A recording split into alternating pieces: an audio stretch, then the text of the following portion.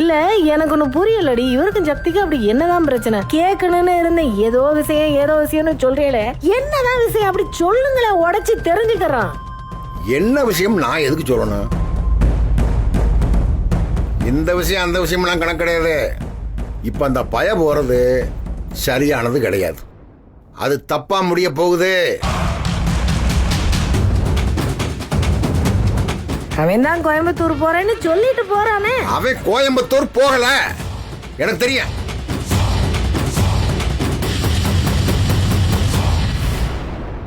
மீறி என் சொல்ல மீறி எங்கேயோ போறேன். பாவம், என்ன பண்றது?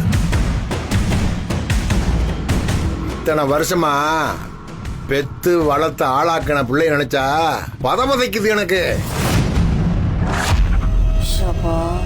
ஏய் ஏன்னா கதிர, நம்ம குடும்பத்துல கடைசி வாரிசு போயிருச்சுன்னா பதட்டப்படாதீங்க.